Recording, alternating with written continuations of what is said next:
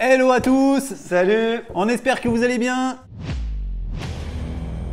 Pour soutenir la chaîne, pensez à vous abonner, liker et commenter. Merci. Alors aujourd'hui on est de retour. De retour pour vous présenter une petite Seiko. Ça fait un petit temps qu'on n'a pas présenté de Seiko, 2-3 semaines, 2 semaines. Tant qu'on reste pas plus qu'une semaine sur deux, c'est bon. Ça va, exactement. Alors n'hésitez pas non plus à passer sur notre site internet, notre Instagram ou notre Facebook. On vous met tous les liens dans la description et on vous offre même une petite réduction avec le code YouTubeBH22. Allez, on attaque cette review, la Seiko Sarb 033. Montre mythique de chez Seiko. Spirit.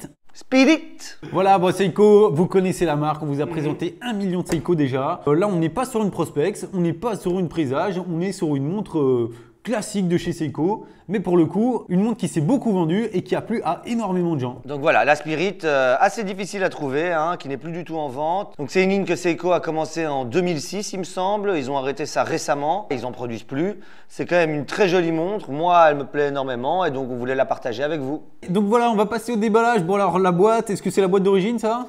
Oui, il me semble bien que c'est la boîte d'origine. Elle est vraiment basique.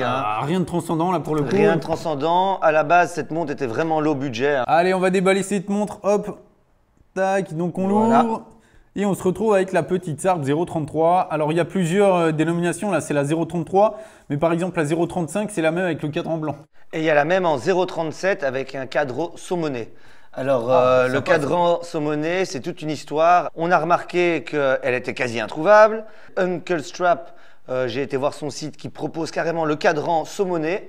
Et donc, pour 99 $, vous pouvez l'acheter, interchanger le cadran en essayant de garder les bonnes aiguilles et en gardant le mouvement d'origine. Et recréer, en fait, la Sarb saumon, couleur saumonée, couleur rose, que tout le monde recherche et qui est vraiment un Graal à ce qui paraît, d'après ce que j'ai cru comprendre. Voilà, pour le coup, on ne l'a pas sous la main pour vous la présenter. On vous présente celle-là, la 033, qui est pour le coup très sympathique. Une petite montre tout de suite. Dès qu'on ouvre la boîte, c'est une petite montre, elle n'est pas très imposante. Tu avais un peu regardé les spécificités. Alors effectivement, on a regardé les spécificités, on vous en parlera au fur et à mesure. Mais effectivement, elle a beaucoup de choses pour elle, cette montre. Clairement, quand on la voit comme ça fait très basique, petite montre, toute basique, toute tranquille. Et en fait, non, elle a vraiment beaucoup de caractéristiques pour elle et c'est intéressant. Dans un premier temps, les dimensions de la montre. Petit pied à coulisse. Allez, on va vous mesurer tout ça. En boîtier, on est sur du 37,5, 38. 38 mm donc pour le diamètre du boîtier, 11,5 pour l'épaisseur du boîtier. Alors ça c'est plutôt cool, dès qu'on descend dans les 11 mm c'est bien, dans les 10 c'est encore mieux, mais là pour le coup 11 mm et demi c'est plutôt pas mal pour cette montre en 38. C'est agréable d'avoir une montre pas trop épaisse, c'est plutôt sympa.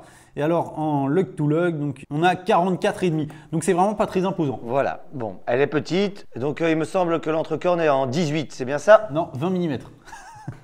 Ok, je vais vérifier ça. C'est du 20. Donc ce boîtier assez petit, assez agréable à regarder avec des nuances entre brossé et poli. Donc ça c'est plutôt sympa, on aime bien ça nous. Nuances légères. C'est globalement quand même assez brillant, mais il y a des petites nuances d'acier mat, donc ça c'est plutôt sympa à regarder. Petite couronne non vissée. Alors la couronne n'est pas vissée, mais par contre ça reste quand même une 10 ATM, donc plus que n'importe quelle montre qui n'a pas de couronne vissée. Donc ça c'est plutôt sympa d'avoir une 10 ATM. Cadran noir très profond, franchement très très beau cadran pour un cadran noir, très sobre forcément. Petit Luminova sur les aiguilles et aussi sur les index, en très petit sur les index. Comme tu disais, Mick, ce cadran noir là, pour le coup, il n'est pas soleillé. C'est vraiment un cadran noir lisse, voilà, il n'y a pas de reflet de lumière, quoi que ce soit.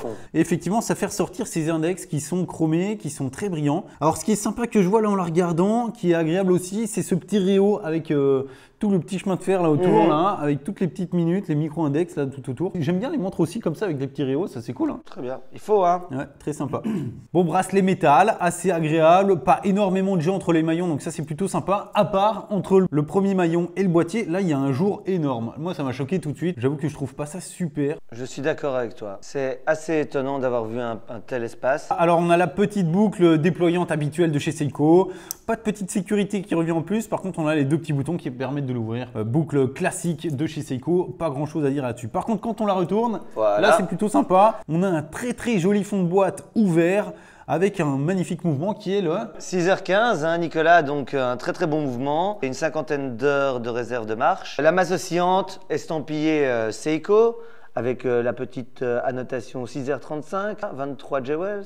21 600 alternances par heure, donc un mouvement quand même assez fluide, voilà, qui reste dans la lignée standard des mouvements automatiques dans cette gamme de prix, on va dire. Il faut vraiment monter plus haut dans les prix pour avoir plus d'alternance par heure, donc c'est-à-dire pour avoir une trotteuse plus fluide, hein, on le répète. Au plus on a d'alternance par heure, au plus la trotteuse est fluide. 21 600, c'est vraiment ce qui se fait de plus et ça commence à être relativement fluide déjà. Alors Seiko, pour ce mouvement-là, le 6R15, il donne une précision de moins 35 à plus 45 secondes par jour. Par contre, attention, hein, comme on vous l'a déjà dit sur cette chaîne, les précisions que Seiko donne sur le papier sont énormes, qu'ils prennent beaucoup de marge. Dans la réalité, elles sont beaucoup plus précises que ça. C'est plutôt concrètement entre moins 5 et plus 5 en général, hein, donc c'est quand même vachement précis pour le coup au niveau du mouvement. Et alors on voulait vous faire un comparatif et on voulait savoir ce que vous en pensiez.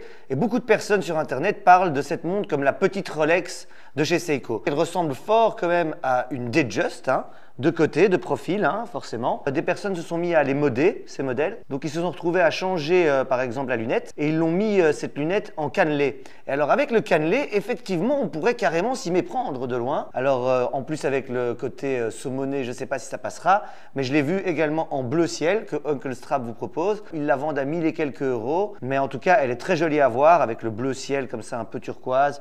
Vraiment très jolie. Voilà, et nous dire ce que vous en pensez avec les différents modes que les gens ont fait pour cette montre. Donc tout ça qui fait de cette montre quand même une montre vachement agréable, hein. Bon, tu la porterais toi dans la vie de tous les jours, Mick? Ben alors écoute, moi je l'ai vue à la première fois, je l'ai vue sur internet, j'étais là non, et puis maintenant on me l'a mis en main. Et depuis que je l'ai en main, effectivement je pourrais commencer à la porter. Alors en plus j'ai vu qu'il y avait moyen de changer le cadran à l'intérieur. En cadran saumonné, moi ça serait vraiment un beau petit plaisir de me la porter. Alors donc oui, comme je te dirais clairement, oui je pourrais la porter, même en noir, hein, je pourrais la porter.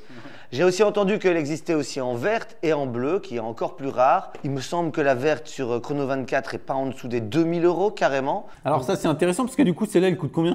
Bah alors je suis pas à 100% sûr, mais il me semble qu'en 2006 elle était dans les alentours de 200-250 euros. Donc quand même elle a pris un peu de valeur. Même si on regarde sur Chrono 24 en noir, on la trouve pas en dessous des 450, 500, même 600 euros certains pour les modèles les mieux entretenus et les mieux conservés. Et donc voilà, donc effectivement pour la verte elle est pas en dessous de 2000 euros. La bleue elle est dans les 1500, 1000 euros, ça dépend. Si vous tombez un jour sur une petite montre comme ça, par exemple au cache converteur ou dans une brocante, on sait jamais, hein, jetez un petit coup d'œil et n'hésitez pas, quoi. Pas tout le monde est au courant non plus que ce modèle vaut autant, parce que quand on le regarde comme ça, il a l'air très simple. Et toi alors Nico, toi tu la porterais ou pas cette montre? Ah bah moi je pourrais totalement la porter dans la vie de tous les jours. Alors tu te souviens cette question là par rapport à la Baltic, quand on a fait la Baltic Aquascape, c'était une montre très simple, elle avait pas aucun défaut, rien, et je t'avais dit non je la porterai pas dans la vie de tous les jours parce que voilà elle est trop simple en fait, le style est pas assez tranché.